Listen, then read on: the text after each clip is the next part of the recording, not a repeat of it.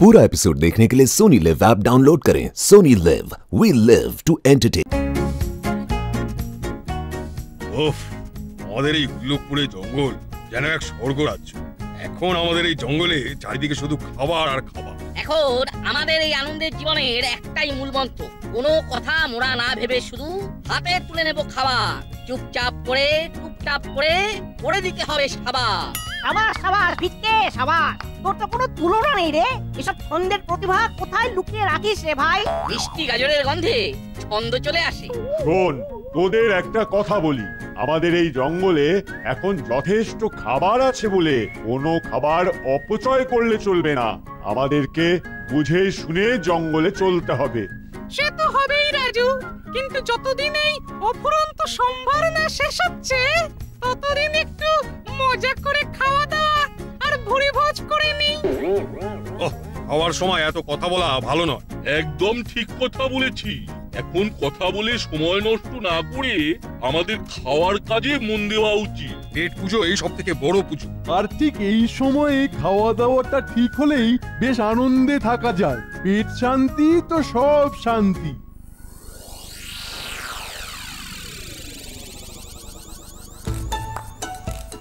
মামা, একটু আগে দেখে এলাম রাজু আর তার বন্ধুরা তেদার খাওয়া দাওয়া করছে। ওরে হতভাগা, শুধু দেখে আসলেই হবে? হ্যাঁ, কিছু খাবার তো ছিনিয়ে নিয়ে আসতে পারতিস। ওরে বাবা, কতদিন যে কিছু খাইনি, শরীর খুবই দুর্বল হয়ে আছে। এর মধ্যে ওদের সাথে লড়াই করে খাবার ছিনিয়ে নেওয়া কি সম্ভব? হ্যাঁ, তাও ঠিক। মামা, আমি বলি কি, তুমি বরং ওই উল্লুকপুরের জঙ্গলে রাজুর সাথে বন্ধুত্ব করে নাও। হ্যাঁ, কবি নেই। হ্যালো, কখনো না। ওরা আমাদের জন্মগত শত্রু। মরে গেলেও আমি ওদের সাথে বন্ধুত্ব করতে পারবো না। মামা, সব মনের ভিতরের লুকিয়ে রাখা রাগ বিদ্বেষের জঞ্জালকে ছেটে ফেলো। এখন আমাদের বিপদের সময়। আমাদের জঙ্গলে একটাও পশু পাখি নেই যে শিকার করে খাবো। কি হয়েছে? এই সময় ওদের সাথে বন্ধুত্ব করে বেশ কিছুদিন ওদের সাথে খাবার ভাগ করে খেতাম, সেটাই বলছিলাম আর কি। কবি নেই। হ্যালো, কখনো না। একটা কথা শোন ভাগ্নে, ওরা হচ্ছে আমাদের শত্রু। তাই ওদের থেকে খাবার নিয়ে খেতে হলে ছিনিয়ে খাবো, চুরি করে খাবো, কিন্তু কখনো ভিক্ষা করতে যাব না। সে তুমি যা ভালো বুঝো করো। হ্যাঁ শোন, যেমন ভাবা তেমনি কাজ। আজকে রাতেই আমাদেরকে যেতে হবে। ওরা বেশ সঞ্চয়ী, ওদের খাবার চুরি করতে হবে। আমি তোকে চুপি আমাদের পরিকল্পনাটা বলছি, তুই মন দিয়ে শোন।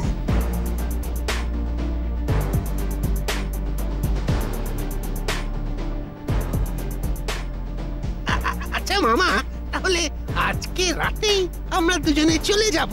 হ্যাঁ, একদম। মামা ভাগ্নে যেখানে, বিপদ নেই সেখানে।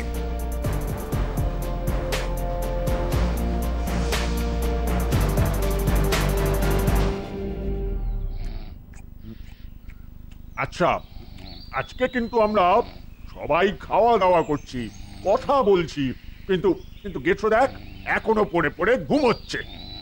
কিরে গেছো, পড়ে ঘুমাচ্ছিস কেন? তোকে আবার ভালো রোগে পেলো নাকি? এই, তুই আমার কথা বলছিস কেন? আমার আবার কি আছে? তোর তো তিনটে কাজ, খাই দাই আর ঘুমাই। চুপ, বেশি কথা না বলে গেছোকে ডাক। কিরে বেটা গেছো, আর কত ঘুমাবি? ওঠ। দূর চাই, এত জ্বালাচ্ছিস কেন? এখন আমি কদিন ধরে দিনে ঘুমাই আর রাতে জাগি। কেন রে, তোর আবার এই নতুন নাটক কবে থেকে শুরু হলো? অনেকদিন ধরে। এমনিতেই আমি আর পেটু একসঙ্গে খাবারের সন্ধানে বেরোলেই আমাদের দুজনের মধ্যে ঝগড়া লেগে যায়। তাই আমি এখন থেকে ভেবেছি পুরো নিরপেক্ষ থাকবো।